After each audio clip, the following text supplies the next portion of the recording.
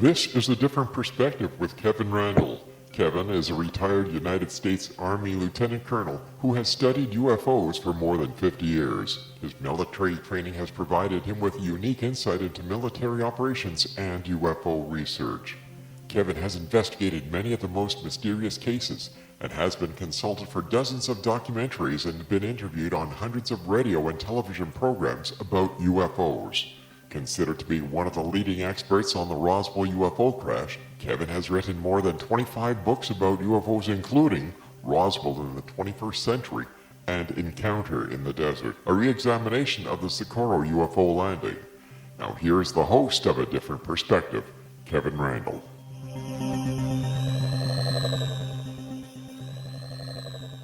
Welcome to this edition of A Different Perspective. I'm Kevin Randle.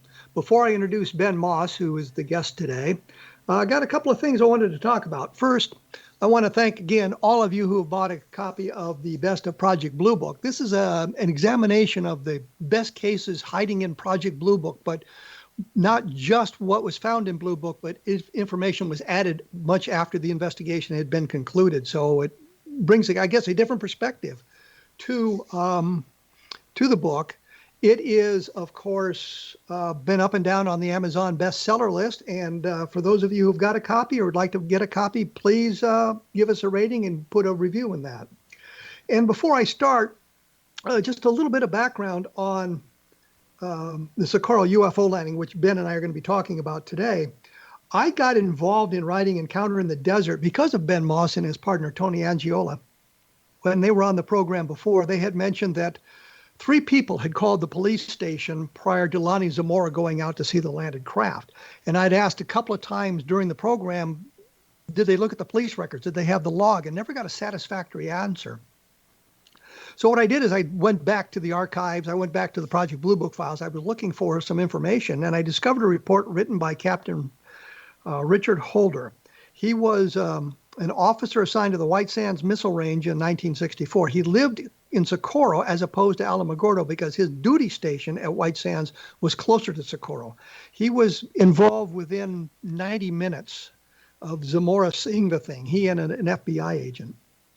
And I mention this because in his report that he wrote that night after talking to Zamora and the police officers in the police station, he sent a report to the Pentagon, not a very long report, but encompassed in that report was a statement that 3 people had called the police station prior to Lonnie Zamora's call into them, kind of verifying what Ben and Tony had said on the program, which I found quite exciting because here was some documentation suggesting additional witnesses prior to Zamora being involved. Nobody bothered to find them and interview them, which is a real tragedy, but at least we had that information. And so I got excited about the case. The other thing I should mention about the Zamora case is it is one of only 3, I believe, 3 cases in the Project Blue Book files in which the witnesses reported an entity, a being, some kind of creature, in which it was not immediately labeled as some kind of a psychological problem, meaning that they accepted what Zamora said. And Hector Quintanilla, who was the chief of Project Blue Book at the time, investigating, labeled the case as unidentified, and later in his own memoirs wrote that he really hesitated labeling it as unidentified because he thought it would give the UFO hobbyists something to throw up in the face of the Air Force. And he was sure that the answer to what Zamora had seen was somehow buried in his mind, meaning it was some kind of a misidentification, nothing that was a hoax or nothing that was delusional, but just something that he had misperceived. And gave him that impression, which kind of ignores the physical traces left behind and all of that. Well, anyway, Ben Moss, who is coming up here, has written his own book about Socorro. We have now dueling books on that. His is called Not of This World, the Socorro UFO Landing with Humanoids. And what I want to say is Ben Moss is a native of Richmond, Virginia, and the son of the late Dr. John Langdon Moss and Barbara Moss, who was a registered nurse. Ben attended Forum College and the University of Richmond, majoring in psychology. Ben is an important UFO researcher and investigator. Previously, he was a field investigator for MUFON and later became Chief Field Investigator for MUFON in the state of Virginia. He is also was a Senior Investigator for UFORA and was assigned has assisted other UFO organizations in research. Ben became interested in UFO mystery after watching Walter Cronkite Special on TV about UFOs. And I remember that special. I saw that as well. It was very interesting. As Ben continues to look into UFO cases, he continues his studies in the sciences such as physics, history, and religion in order to try to understand one of the world's most perplexing mysteries, the UFO Enigma. Ben has appeared on several UFO documentaries and shows, including Hangar 1 on history, American Mysteries, and Lost Encounters on the Travel Channel. Ben will also appear this year in a new TV show that will cover the Socorro UFO landing case, also on the Travel Channel. And as I said, he's the author of Not of This World, the Socorro UFO Landing with Humanoids. If you want a signed copy, you can obtain it by reaching out to him by email, which is bmoss6@verizon.net. We'll give that again here on the show, and I'll put a link up on my blog as well at www.kevinrandle.blogspot.com. Well, now I've kept Ben waiting some 6 minutes to come on the show. So Ben, welcome to A Different Perspective. Thanks, Kevin. Good to be back. It's been a while. It has been a long time, and we have discussed Socorro a bit back and forth, but I think we'll be getting into it more in depth. Just for the listeners who may not be completely familiar with the case, give me a quick rundown of exactly what happened. So basically, Lonnie Zamora was a police officer in Socorro, New Mexico on April 24th of 1964. And he saw a speeder go by. I think he was on random patrol, but he was pretty sure he recognized it as a 17-year-old kid in the area. So he was hanging back a little bit, chasing the speeder. When he saw a flash go over from to his right side of his car, like something was descending, a flame type of brightness, that something was descending into the aurora right there. And so he broke off the chase and went into this very difficult, especially in 64, to get to area where it took him 3 attempts to get up a hill. And as he crested the hill, he noticed something in the depression that had apparently, he thought it was an accident. His concern was because the dynamite shack was up there in the direction of where this flash was, that something was going to blow up or somebody was in trouble. So as he crested the hill, he saw a white oval-shaped object, and as he got closer, he started to realize it wasn't an airplane or an overturned car or anything like that, and he noticed 2 beings standing next to it that were small. And as he was getting closer, looking out the left side of his window, he got a pretty good look at these creatures, which comes into play later. But basically, he got to a point where he couldn't see. He heard a couple of loud slams.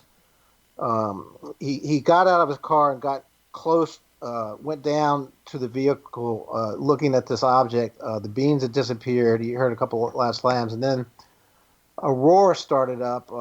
A blue flame came out of the center of the craft, and Lonnie thought it was going to explode, so he kind of hit the dirt. He saw a symbol on the side of this white oval egg-shaped craft, and then the craft lifted up. And he kind of recovered, realizing it wasn't going to blow up. And he said it kind of, and there were people that gave me a little grief about this, but he says in several interviews that it sat there for a minute. So it did hover for a second, and then it started to proceed towards the perlite mill, going right nearly over the dynamite shack, clearing it by a couple of feet. And eventually, as it lifted off, the interesting thing was the blue flame went off. There was no sound. Then it started traveling and apparently reached supersonic speed and got out of sight in a matter of a couple of minutes, maybe. Estimation at maybe close to 700 miles an hour, eventually leaving at that speed. So you never had an opportunity to interview Lonnie Zamora himself? That was my big regret. I've talked to his daughter several times. I've talked to all of his friends, Paul Harden, and a lot of people that were there at the time. I've been to Socorro 3 times now, but never got to meet Lonnie. And his mom was I had bad timing. When I wanted to talk to her on a couple different times, I think James Fox had kind of worn her out on his interview, but she was a little tired. We should explain that James Fox did the movie The Phenomenon, and he spent a great deal of time in Socorro talking to Lonnie Zamora's family and was granted access to a great number of Lonnie Zamora's personal papers. Yeah, and it's great that he covers that in the movie. I saw the movie. Another great job by James again with the phenomena. But yeah, it was just I kind of wrote the book simply because I always meant to, and then after we were on your show and you wrote your book, I'm like, I'm just being lazy. So I wanted to write my book from just the perspective of our investigation and our whole experience with it, and working with Ray Stanford, the original investigator that was there with NICAP and invited on site by Dr. Hynek in '64, and just kind of tell the story from the way I saw it, and verifying almost everything you had in your book for sure, because there's a lot of data out there about this case. It's one of the most evidential cases in UFO in the U.S. history. And as my friend Ben Hansen said when we were filming recently in Socorro, he said Lonnie was the perfect witness, which he was. He was very attentive. He never changed his story. His details never wavered. He was just a good witness. And I think that's why the case has always been an unknown, and why Hector Quintanilla was so perplexed about the case, because he just couldn't break Lonnie down as to having had a hallucination or making it up. He wasn't a drinker. So it was just one of those things where you really come to the conclusion, as I think both of us did, that it wasn't one of ours. Well, I've always said the evidence doesn't suggest any kind of a terrestrial craft. I haven't found anything that be suggestive of. I know that the skeptics, some of them in New Mexico, suspected it was a mock-up of the lunar lander. And there was some documentation, I guess, found at White Sands that suggested some kind of experimentation with a lunar lander was going on at that time at White Sands. What did you make of all of that? Well, all the Rob Mercer files and all the files, the investigation in Blue Book dismissed the lunar lander pretty quickly, because the only testing being done at the time was they're testing the integrity of the struts of the lander by dropping it from a cable attached to a Bell helicopter. And you wouldn't do that 30 miles off White Sands base in the middle of a public desert. And you certainly, Lonnie certainly would have seen a helicopter, because it wasn't flying on its own. The lunar lander had an engine that had this hydroxide combination of chemicals that had to be rebuilt after testing, and it was supposed to, fire up in no atmosphere. So I put a whole chapter in there about the lunar lander just to dismiss that theory, because it didn't actually fly by itself for a long time after Lonnie's incident, and the test of that day was canceled for the morning, and there was no test at 5:30 that evening. So the lunar lander was ruled out pretty quickly. Plus, it has round, landing pads, whereas the triangular wedge-shaped landing pads of the Socorro craft were totally different. Well, and there was nothing in the lander that would have ignited either. It was a mock-up of the thing, and they were, as you said, we were testing the struts, so it'd be no reason to have any fuel on board, which would have created the flame that, or the roar that Lonnie Zamora saw. Right. We're going to have to take a break here. When we come back, we'll get in a little more depth of this, and I think the major conflict between your theories and my theories has to do with the symbol that Lonnie Zamora saw. And I don't want to get too deep into that minutia, because I think it'll bore everybody, but maybe you and me. But we will talk about it and have some information about that coming up here. And I also wanted to mention that there's some other fine programs that we can find about the paranormal that we can find on the X-Zone Broadcast Network. So take a listings on the X-Zone website, and there'll be a listing of the programs and the hosts of those programs on that, and you'll probably find something that you'll find exciting, or something that you want to listen to as well. And as I say, I always produce or put up on my blog in a couple of days, couple of hours after the program here, some additional information and some links of places where you can go. And as I say, I'll put up a link to Ben Moss's email address in case you'd like to order a copy of his book signed by him. I'll send him an email to get that. When we come back, we'll be talking more about the Zamora UFO case and other UFO phenomena that moves us. You are listening to A Different Perspective on the X-Zone Broadcast Network, and we'll be back right after this, so please stick around.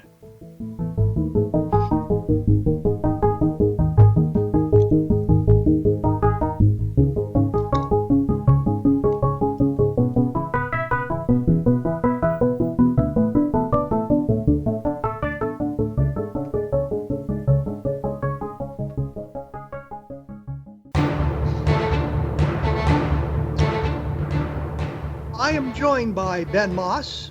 We are practicing social distancing. He is not in the room with me. We are not in the same state. So we are well socially distanced. We're talking about the 1964 landing in Socorro, New Mexico, observed by Lonnie Zamora, and apparently observed by other people as well. One of the things that I wondered if you came across was the two guys from Dubuque, Iowa, who claimed that they had seen the object in the air. Do you do anything with that in your book about their observations?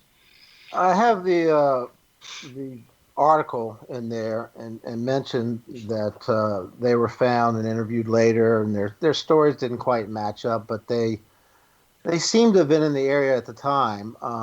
It's just, it's kind of it's like a lot of these cases. You can't really tell if they were there or not, and subsequent follow-ups didn't really get anywhere. But I devoted a whole chapter to other egg-shaped craft that were seen before, after, and during this whole encounter. And as you dig into it, you realize that there were a lot of egg-shaped craft flying around at this time, seen by military, seen by police officers, seen by people.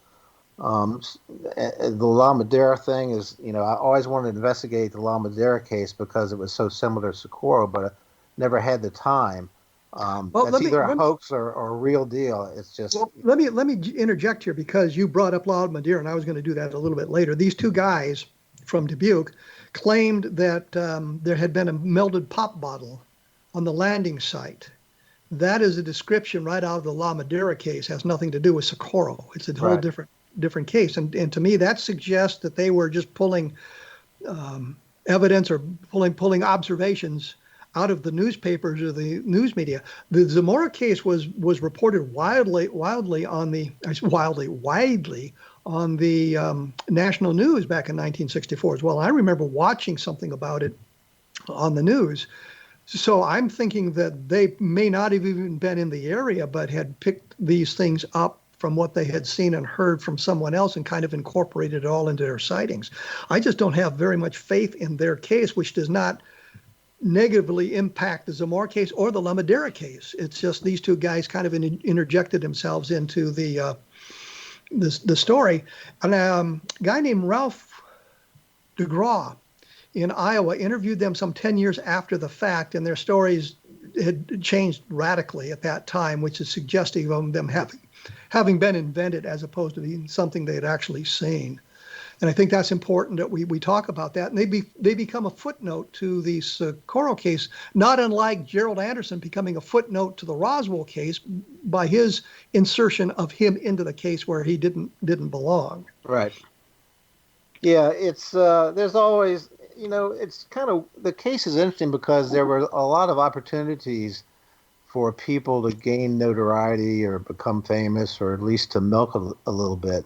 And none of that really happened. I mean, nobody, certainly not with Lonnie. He was disgusted with everything. But it's just very interesting that, you have, I didn't really put much faith into those two guys at all. I just mentioned, I believe, the newspaper article about it. But, when I really dug around and looked through, the Blue Book files that Rob Mercer found were 283 pages on Socorro. And so when you do a search and then on the internet, I went through all the newspaper articles. There were a whole lot of these things seen in the area at the time. So it wasn't a one-off like a lot of people thought about the case. There were a lot of really reliable reports. And even when I started digging into the case, I've been selling my book, and I had a guy reach out to me. He goes, "Oh, yeah, I'm a police officer also. I came after Lonnie, but I remember seeing that thing when I was a kid." I'm like, "What?" And so I kept getting stories like that I didn't really put into the book, but I did put a few into the book where people had encounters, and we had run into the woman that had passed that saw the thing come down the river. She was sitting on her porch. She said she saw the craft coming down the river and banking towards where Opal Grinder had his encounter with it. So it's interesting that I kind of emphasize that being on site as many times as I was able to talk to people that. The funny thing about Socorro is a lot of people have never left. A lot of people that were there in '64, they're still there. They still remember everything. And I couldn't find a single person that ever believed that it was a hoax. And a lot of people that were there at the time told me very interesting stories. And a lot of people said other people had seen it. But because of the way Lonnie was treated, they just weren't going to say anything about it. Just like, the possibility that Sergeant Chavez saw it. But I think initially that Lonnie and him thought they had seen a top secret military craft that they weren't supposed to say anything about. And then later on realized that that wasn't the case. Well, you have to admit that when they got back to the police station and they're met by an Army officer and a FBI agent to interrogate them about what was going on, you can understand why they might have thought that it was some kind of a top secret craft as opposed to something extraterrestrial or something else. Yeah, I don't think they had come to that conclusion for a while. I do believe, though, that in talking to Lonnie's daughter and a couple of his friends, I do believe that Lonnie got a good enough look at the two creatures that he finally came to accept the fact that they weren't human, and it really kind of changed his life. His daughter said he became much more quiet after that. But I think that he came because in one of his last interviews, I think it was 2008 on the show, it was either Sightings or the UFO Hunters. He said, that whatever those creatures were, I just knew they weren't from around here. And he very rarely said creatures until later in his life. So I think he had come to terms with it, before he passed, that he was okay with it at that point. He just didn't care if anybody believed him or not. But the more you dig into the case, the more you find there's so much else going on in this area at that time that it seems like it was kind of a mini flap of these spheroid-shaped objects occurring in and around these military bases. And you got a lot of military bases in this area. Well, let's move back to the creatures for a moment. And I think this is important.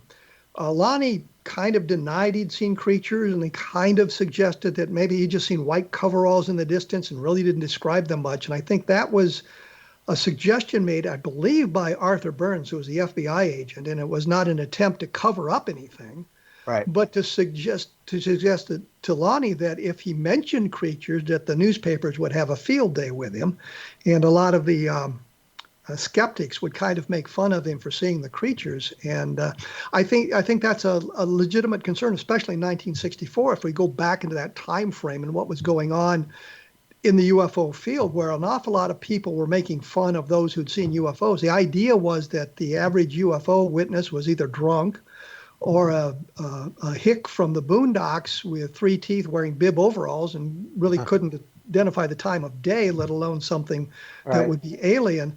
And when we do the research, we find out that the best witnesses are highly educated. They get a good look at the object. They're able to eliminate a lot of the mundane things that might have confused them. So we have this perception that if you've seen a UFO, you're kind of a drunk or poorly educated or not the brightest bulb in the display. And yet when we interview the witnesses, many of the witnesses who are of cases that are unidentified, we find out that the opposite is true. Yeah. There was I can't, without thumbing through my book, there was the egg-shaped craft was spotted by a couple of kids, and then a police officer showed up, and he saw it also. And we have the pilot report of him spotting it, with some of the work that Carl Lorenzo did. And, there are a lot of, it's funny how many people have investigated this case. And every time Tony and I took a look into it, we found something new. And it's just one of those cases that kept on giving up a little bit of data as you dug into it. But, once when Bob Mercer shared the files he had found on Craigslist that belonged to Lieutenant Morano, that kind of opened the door to how deep and wide this investigation was. They spent a lot of money and time investigating this case and, obviously trying to figure out what it was. Well, I think we should point out that the files that Rob Mercer had, and he's an Ohio UFO investigator. He's been on the program, and those of you who are interested, you can search it on my blog, type in Rob Mercer, and it'll bring up the interview. And of course, I interviewed Carmen Morano as well about what these files were.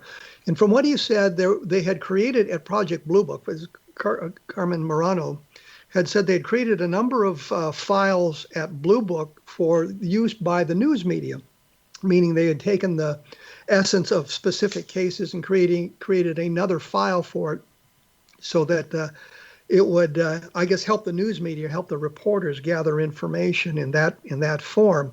So there was an official file, which we all have access to now through the Project Blue Book files that are on microfilm or on Fold 3. That's what I was fumbling for. Fold 3 on the internet. I actually have a complete set, and I've mentioned this before, of the Project Blue Book files digitally enhanced on a external hard drive, which fits in my pocket, and it just cracks me up. I have the entire Project Blue Book files in something I can carry around in my pocket. So we looked at those sorts of things, and then so we've got those files, and there's an FBI file on that, which will become important here in our discussion a little bit later on. I just wanted to return to Opal Grinder for a minute, because you mentioned him as a witness, but he really didn't see anything, did he? Yeah, it was Opal Grinder's gas station. He a car pulled in with a family of 5. It was like a couple and 3 kids in the back. I think they were from Colorado, and the guy said, you know, you got your aircraft sure fly low around here. And he said, what do you mean? He goes, I almost got hit by something. And Opal asked him, was it a helicopter? And the witness said there was a helicopter, sure a funny looking one. And then the witness mentioned that he was. It almost took the roof off his car, and then he said he saw a police officer going after it. And so he relayed all this to Opal Grinder, and I know that attempts to find those witnesses were never, you know, it wasn't followed up on right away. And so later on down the road, the guy probably, I don't even know if he knew it was a big story or even told anybody about it, but never found those witnesses again. But it still ties into the fact that he witnessed Lonnie going after the craft after this thing had almost hit him, and it kind of leads me to believe that whatever this craft was, it maybe was in a little bit of difficulty, because Lonnie did mention that the 2 beings seemed to be looking on the underside of the craft. So maybe it had to pull over, you know, for a pit stop and fix something, and that's why I was having trouble maintaining altitude when it almost hit this party of 5 from Colorado.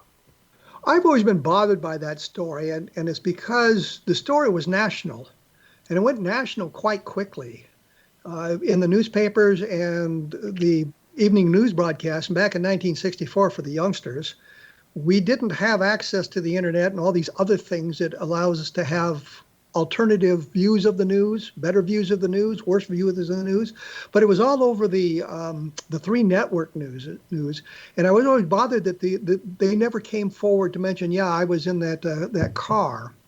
And it seems to me, and I can see it actually both ways, it seems to me that when it became national news, they would have come forward and talked to somebody about what they had seen. On the other hand, knowing how people felt about people who saw UFOs, it may be, they said, maybe it's just better off that we don't say anything. But now we move into this environment, and we had kids in the back car.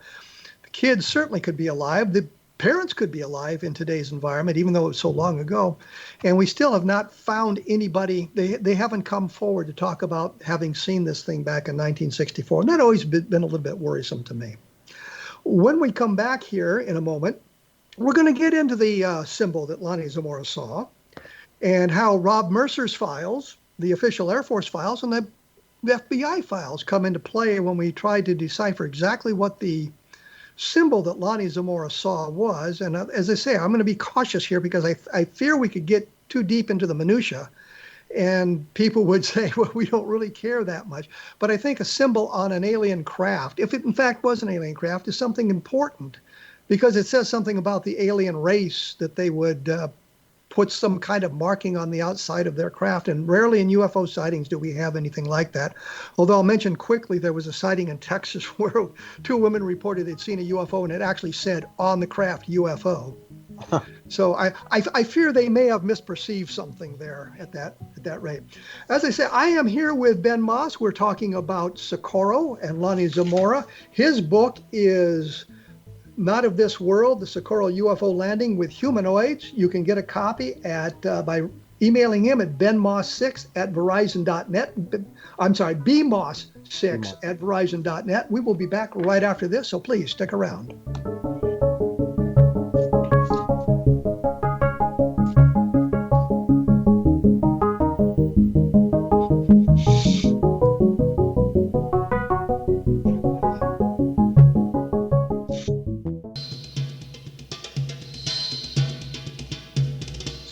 times, I'm tempted to let the music play a little bit longer to hear where it goes. And now we know. I am joined by Ben Moss. We're talking about Socorro, and I've teased repeatedly. We're going to talk about the symbol. And so rather than drag that out any longer and keep people sitting on the edge of their seats, let's talk about the symbol, Ben. Back in 1964, according to Lonnie Zamora, after the craft took off, he had seen the symbol on the side. He drew a copy on it, drew it on a scrap of paper so he could accurately represent what it looked like. Later on, when he was interviewed by both Captain Holder and Arthur Burns, the FBI guy, he drew a couple of illustrations of the craft, and on one of them he put the symbol, and he signed his name to it. This symbol is what I call the umbrella symbol, which was an arc with kind of a V shape underneath it and a line from the V down, making it look sort of like an arrow with a line underneath it. I've always called it the umbrella symbol. Ben, when you were looking through the Rob Mercer file, which was the one that was been created for, I guess, used by the reporters who maybe showed up at Blue Book, we found a different symbol. What was that symbol like? It was an inverted V with 3 bars through it, and there's different interpretations of that symbol also. I got to admit, they did a good job of confusing people about the symbol and the fact that we're talking about it. Well, let's point out that Captain Holder had told some more. I think I've got it right. That Barnes suggested not talk about the alien creatures, and Holder suggested that he not mention what the symbol looked like. The idea being not to suppress the information, but if others came forward and said they'd seen the same craft and the symbol on it, and if they could not describe or draw what Zamora had seen, then they would know that it was somebody trying to get their 15 minutes of fame. In the Air Force reports, there was any number of people wrote reports back. There was a major that came down from Kirtland Air Force Base, and I forget his name. Major Connor came down. He produced a report. He had the umbrella symbol in it. Ray Stanford wrote to Dick Hall. When you get old, names escape you. Wrote to Dick Hall at NICAP and suggested that there had been 2 symbols in play in the newspaper. One, the umbrella symbol that I've talked about. One, the inverted V that Ben has talked about. And in May of 1964, Ray Stanford said that the symbol was the umbrella symbol. The other one was faked. Now, you've come to a separate conclusion. What has drawn you to the idea that the inverted V is the correct symbol? Well, it's not really important to as to what it was. I don't think as much, but the fact that Ray had written down in his notes the inverted V with 3 bars, the fact that this case got out in the paper so quickly that I think it's part of why the investigative team of the military couldn't clamp it down, because the Louis Randle, the editor, was on the scene the next day, and a lot of data was shared and the site was trampled. But the symbol, the inverted V with 3 bars through it, got out in the papers pretty quickly. And I know that from talking from James Fox, he kind of verified that when, I think it was Braca had drawn the craft for Lonnie and had put the inverted V with 3 bars on it, and was told to erase it, and later put the other symbol on that. But there's also, I did run across, there's a lot of evidence in the book that I used to support this, but I did run across a guy named Patrick Richard who had drawn the picture of Lonnie Zamora that hangs in the old police station that's now the museum in Socorro. And he had run into me from hearing about, he lived in Socorro at the time. He's an artist and a PhD archaeologist. And so he started talking to me about the symbol also, and I have this in the book, but he said he got Lonnie to have a cup of coffee with him a couple of times, and he actually brought up the symbol on, I think, his last visit. And it's kind of funny that Lonnie usually didn't talk to people, and Patrick was kind of surprised that he was talking to him, but he had surmised that he was an okay guy. And the last time I think he talked to him, he drew the umbrella symbol and then the inverted V with 3 bars under it instead of through it, and pointed and turned it around to Lonnie and just asked Lonnie, which one is closer to the real symbol, or which one was the symbol. And Lonnie kind of nodded and looked away and pointed to the inverted V with the 3 bars and didn't say anything, but kind of just, shrugged it and pointed down. And Ray and I kind of agree. I think that because Lieutenant Holder's son said that his father told him that he did have Lonnie sign a symbol that wasn't the right symbol. I think that was a contract they had to just promote that symbol for whatever reason as the real symbol, and that he would even lie to his wife about it at the end. I think when he told Patrick, when he pointed the symbol out, it was the same year that he passed, I think. I think he knew he didn't have much time left. But there's a lot of other things that I uncovered where, I guess the dispatcher, I can't speak Spanish, when they said in El Vido, Trace to Bajo or whatever, inverted V with 3 bars, that seemed to come out well before they started grilling Lonnie. And it was reported in the paper, and then I really never saw the other symbol until years later. So I just feel like the inverted V is more, and this is an interpretation, I just feel like it's pointing to the thrust of the vehicle. It's pointing to that blue thruster. The 3 bars might be a symbol of radiation or danger, and it basically means don't stand here. This is dangerous, or you'll get cooked. Or it's maybe a symbol that just means there's something dangerous here. That makes more sense to me than this umbrella. It just seems that a lot more people mention the inverted V with the 3 bars, and Dr. Hynek had it in the records of the when James Fox and Ray Stanford went to the records and found Dr. Hynek's drawing with 1 line on top, 1 through the middle, 1 through the bottom. Still another version of an inverted V with 3 bars through it, and even some of the Blue Book notes mostly had the inverted V with 3 bars through it. So I don't think it's really important which one is correct. Let me complicate it a little bit more, because I can. Right. Hynek produced a number of documents which had actually a number of symbols on it. The one that they found, the one that Lonnie Zamora had, the scrap of paper that he signed, was in the Blue Book files, which had the umbrella symbol on it. But here's the real complication. The FBI files, there's a long report in the FBI files that show that talk about Zamora, and I assume it's written by Burns to J. Edgar Hoover. So the question becomes, since Burns was the FBI guy on the scene and he knew what symbol was seen, and he included the umbrella symbol in his report to J. Edgar Hoover, do you think that a FBI agent would have lied to the director of the FBI about the symbol on the craft? Not knowing the whole how that was all transpired, I couldn't say. I think ultimately it's not really as important what the symbol was, just the fact that there was a symbol, and that's very rare in ufology. But I with all the, you never know who's obligated to who to tell who about what. There might have been a possibility that this was kept for other reasons than what we're thinking about. I just don't see the paper that Lonnie signed. Any handwriting expert will tell you that Lonnie's signature is not the same person who drew that symbol, and that's kind of a weak argument, but I believe it's true. I don't think that's his writing at all. That was, I think Dave Rudiak figured out that was a corner torn off of a boy's life in the police station that they had Lonnie sign, because I found in the newspaper that Lonnie initially said he had drawn the symbol on the side of a paper sack.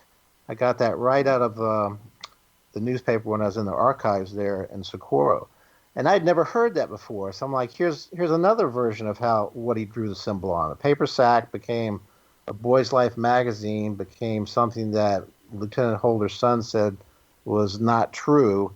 So I don't think we'll ever come to the conclusion as to what the real symbol was. I think it's more important that there was a symbol on this craft, which is very unusual, as our egg-shaped craft with blue plasma type flames coming out of them. But I know we're always going to agree to disagree, but it's not as important as the whole rest of the story. Oh, absolutely. That's why I kind of wanted to stay away from the minutia, but I kind of wanted Right. to discuss a little bit about the symbol because a lot of people are interested in what the symbol is. And you're absolutely right that the landing is the more important part, and the fact that he'd seen alien creatures, and the fact that the government in the Air Force, Project Blue Book, was unable to identify what he had seen. So I think that's important. Well, I think what's even more important than that are the landing traces that were found on the site. And so that suggests a second chain of evidence, I suppose you could say. First chain of evidence being Lonnie Zamora's observations. Second chain of evidence would be the landing traces left behind by the craft. And there's been some discussion about that. Tell me a little bit about the landing traces.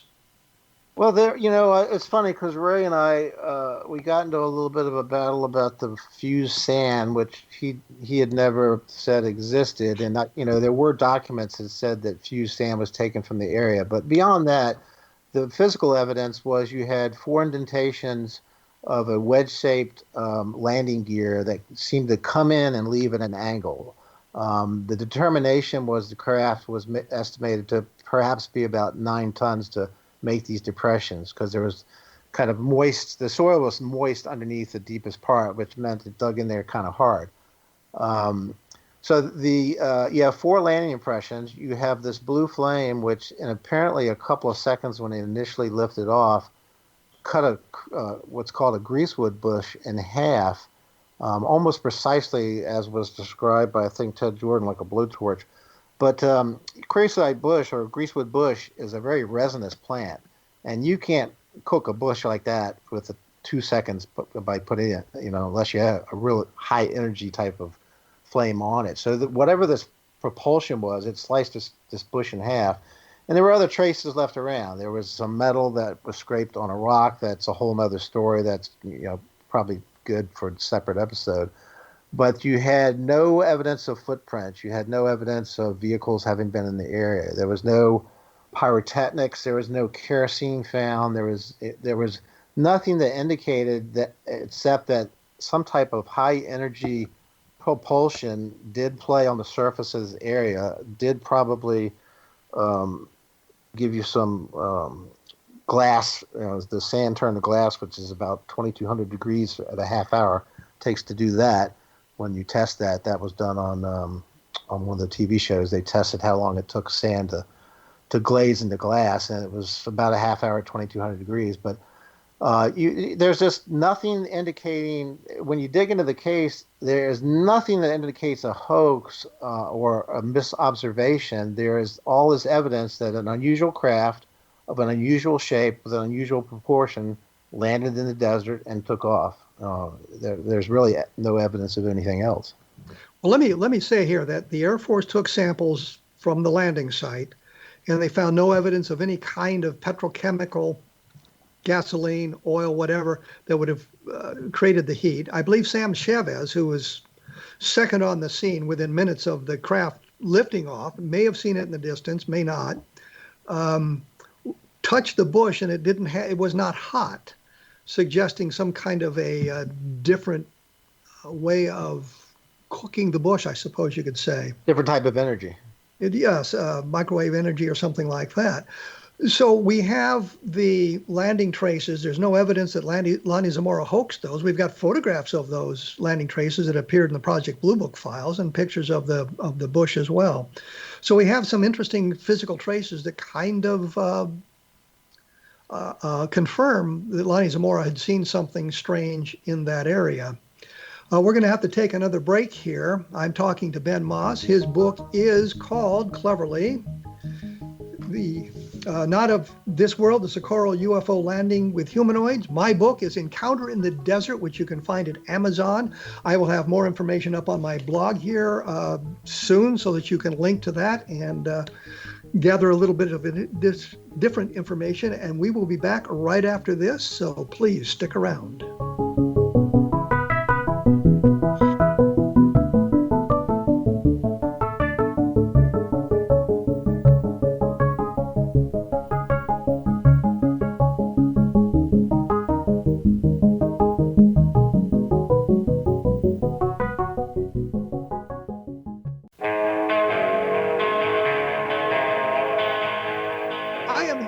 on a different perspective with Ben Moss. We're talking about Socorro. He mentioned we should talk about the radiation, but before we get into that, so Ben, keep the radiation in mind. I wanted to ask you one question. In your research, did you talk to anybody who saw the object itself other than Lonnie Zamora, somebody that we have not heard about? Not directly. I talked to a woman who had told me the story about the lady who passed, who was sitting on her porch when she said, I saw that daggone thing coming right down the reservoir, and then made the turn towards where Opal Grinder encounter happened. I've had several people tell me they saw the same object, but it was just people that I've run into recently. So I've never actually talked to anybody that said they saw the object itself, no.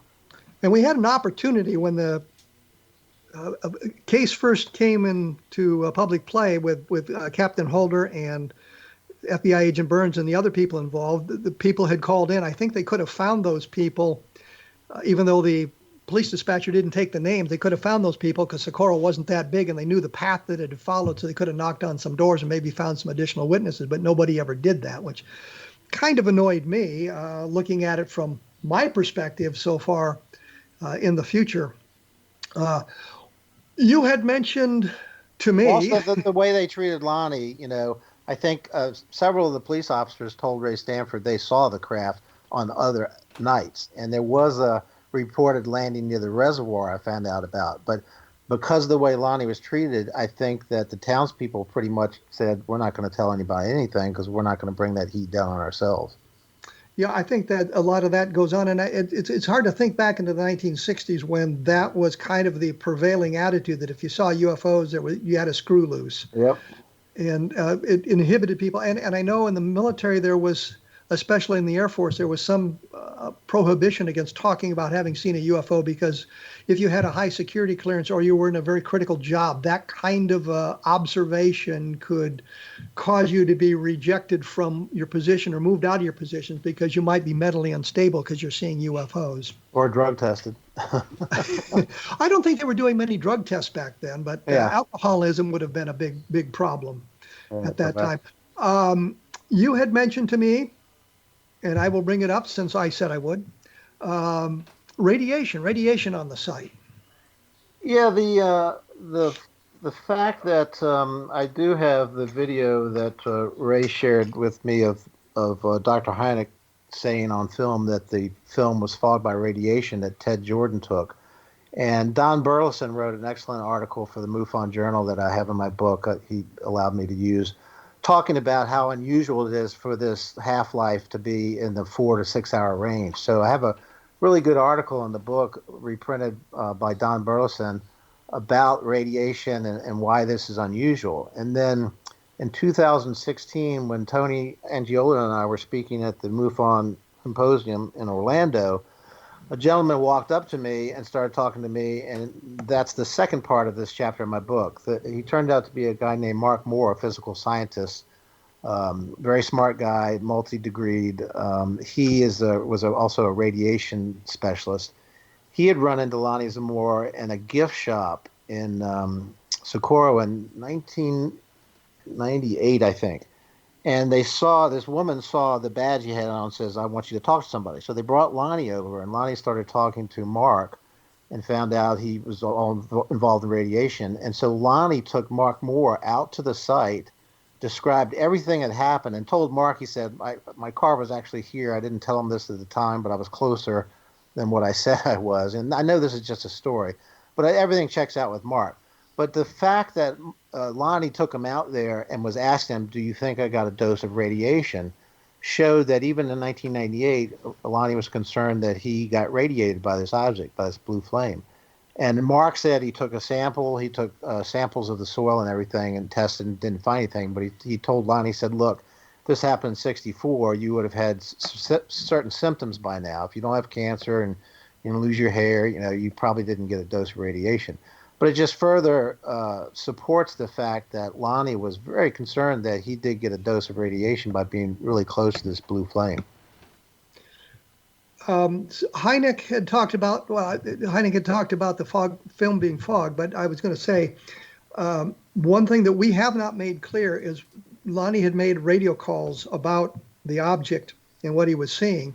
So Sam Chevis, who was his friend, showed up almost immediately after the object took off.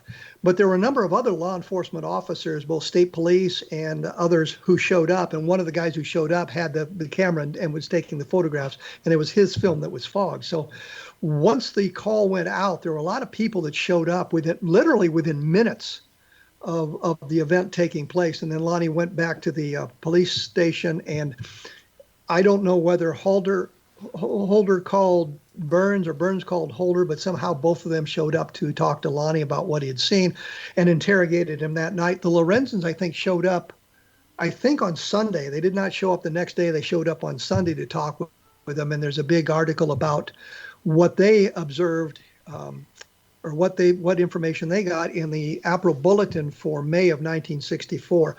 Don Burlinson's article in the MUFON Journal, do you know what issue that was, what month or what year? Yeah, let me look right here. It's a really good article because he just kind of explains how unusual it is for this to be this radiation. Let's see, I'm almost there. That's for the people who have MUFON Journal. I'll also put a note up on my blog to link you to that. And while Ben is searching for that, the blog is www.kevinrandle.blogspot.com. And as I say almost all the time, once the program is over, I put up a brief synopsis of it, a link to the program so that you can listen to it again or listen to it for the first time, and some other links to information that you can find about the case that might be relevant. Yeah, I have a link in the book here. It is, let's see. So while you're looking for that, what we have then is a case. I was going to ask you, and I don't have a lot of time left. I was going to ask you about some of the explanations, the hoax explanations have been offered, and what you have found about those. They're really, once you dig into the hoax explanations, they all fall apart. There were a lot of people that claimed it was a balloon. That was pretty easy to dispute because of the winds coming out. This object went into a stiff 45-mile-an-hour wind, and covered many miles in a very short distance. You have an object that is blowing a flame straight down into the ground. A balloon blows it straight up. So. Also, I did check with I think the National Balloon Museum is in Albuquerque, but I talked to them and they said, you just wouldn't launch a balloon in those kind of conditions at that time of night with the front moving in. And so there was no hallucination. There was no weather event that would tie into it. There was no, the Blue Book investigation went everywhere. I mean, as you said, Hector expected to find this craft sitting in a hangar somewhere. The fact that the internal investigation didn't turn up any black project. Captain Holder knew everything that flew out of White Sands. There was no project for that day. In fact, a lot of the radar was turned off at the time, but there was no vertical takeoff vehicle capable of doing what this craft did. And as I said in my book, if this was a black project, there were many opportunities for the government to come out and go, hey, we fooled you. Sorry, this was this project that we had in 1964. Or if it was a foreign adversary, they would go, hey, that was one of ours. We really got you back then. But that's never occurred. It's interesting that the government had probably several opportunities to lie about case closed or to come up with some other story. And they never did because there was nothing that matched the parameters of the characteristics of this vehicle. So to this day, there's still nothing that we fly that could match the characteristics of an egg-shaped craft with no visible means of propulsion once the blue flame apparently lifts it off the ground. That's why I probably had the one engine to land and take off, cut that one off. The other engine takes over, which was completely silent, kind of like what we use when we go to other planets. One engine to get us there and one engine to land. Quickly, I have to ask you. Philip Glass claimed at one point this was an invention by the mayor of Socorro and Lonnie Zamora to create a tourist attraction in Socorro. Did you look into that at all? Yeah, he didn't even get the owner right. The mayor didn't even own it. The That never happened. It never became a tourist attraction. They built a second site that nobody goes to. The original site's very hard to find now, but that never happened. There was no marketing event. They did make that Phenomena 7.7 film, which nobody can seem to find, but that's completely bogus. He also said it was Venus at one time, so Philip Glass he was good for a laugh. Well, he also said that there was a guy who owned a house close by and that he had heard the object, and he looked up at the site, or he walked up to the site, and there was nobody there, which I found completely ridiculous, because from what I found, what you've obviously found, is from the moment that Zamora saw the craft, that site was occupied late into the night. Holder brought his MPs in to cordon off the area, and they put rocks around the landing traces and things like that. So there was somebody on the site for literally hours after the event, yet this guy claimed he was up there and he couldn't find anybody standing around. So I found that kind of interesting as well, which also seems to eliminate part of Philip Glass's argument. Yeah, he was kind of an armchair debunker. I think he just would look for any type of explanation except for what it was. It's funny because Ray told me a story where when Ray showed Phil Glass one of his photographs, that Phil said, "I think you may have something there, Ray, but don't tell anybody I ever said that because I'll never admit to it." Well, I found Phil Glass to be quite charming and personable when you weren't talking about UFOs, but when you moved into that arena, he became very nasty at times and did some really nasty things, which Robert Schaefer and I discussed on a program not that long ago. Well, when you're on the CIA budget, you gotta be nasty. Well, let's point out that I know you're joking, and I'm pointing that out for those of you who don't realize he's joking about that. Ben, I want to thank you for taking time to come on the program. I know we disagree on some aspects of the Zamora case, but those disagreements are very trivial, like the symbol, for example. And I know we disagree in the political arena, and I'll only mention that, not say whose side you're on and whose side I'm on. We just disagree on the political arena and let it go at that. Your book, of course, is called, cleverly, Not of This World, the Socorro UFO Landing with Humanoids. You can get a copy signed by emailing Ben Moss at bmoss, that's a lowercase b, lowercase moss, bmoss6 at verizon.net. I will put that in the posting on my blog for those of you who'd like to read Ben's take on the Socorro case. Thank you so much, Ben, for being on the program. Kevin. It's always a pleasure talking to you. You have a good day. You do the same, sir. Thanks. Next week, I think we're going to have a treat, and it's going to be Colonel Richard Weaver. He is the guy who was ramrodding the Roswell case for the Air Force. Took me a minute to get that out for some reason. I was thinking ahead that his book is up on Amazon for those of you who wish to read it. I've been reading it. There's some things that I want to discuss with him. He and I have discussed this both verbally and through email quite a bit. I think you'll find it an interesting program, getting his take on what was going on in his arena, and I can give it my take of what was going on in my arena and how we agree and disagree about aspects of the Roswell case. I looked at some of this in Roswell in the 21st century, especially about Project Mogul, which is the real bugaboo in this case that I think is, I guess, the red herring. It just doesn't work for me, but that's the official explanation from the Air Force at this time. If you have comments you'd like to make or questions you'd like to ask, append them to the end of the posting on the show with Ben Moss, and I'll see if I can get the questions asked to Colonel Weaver. I think you'll find that interesting. And as I say, my book is Encounter in the Desert. It's about the Socorro case and my investigation into it and what I found about Lonnie Zamora and what, looking at it from, well, a different perspective, I guess I should say. You have been listening to A Different Perspective on the X-Zone Broadcast Network. I'll be back in about 167 hours, depending on the exact timing. Thanks for tuning in, and talk to you next week.